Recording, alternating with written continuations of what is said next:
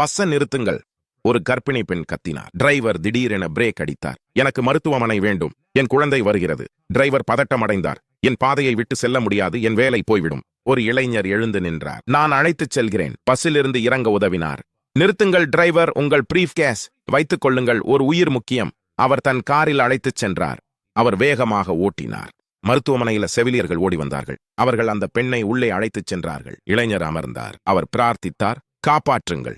மணி நேரங்கள். மருத்துவர் வெளியே வந்தார். நீங்கள் கணவரா? இல்லை, வெறும் அந்நியன். சரி அந்நியனே, இன்று நீங்கள் உயிர்களை காப்பாற்றினீர்கள். தாய் குழந்தை நலமாக இருக்கிறார்கள். இளைஞர் புன்னகைத்தார். அவர் தயாரானார். நிறுத்துங்கள்.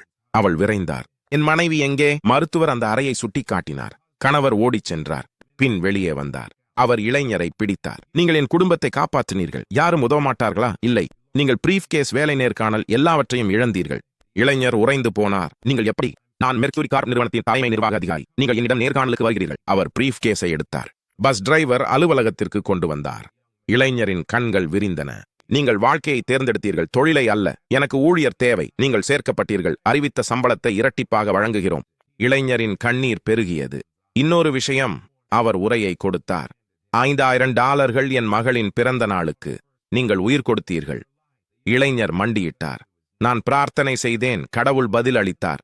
கடவுளை நடக்குமவர்களுக்கு கடவுள் பலன் அளிக்கிறார். நீங்கள் பிறரை முதலில் வைக்கும்போது கடவுள் உங்களை முதலில் வைப்பார். நீங்கள் நம்பினால் ஹார்ட் எடுத்து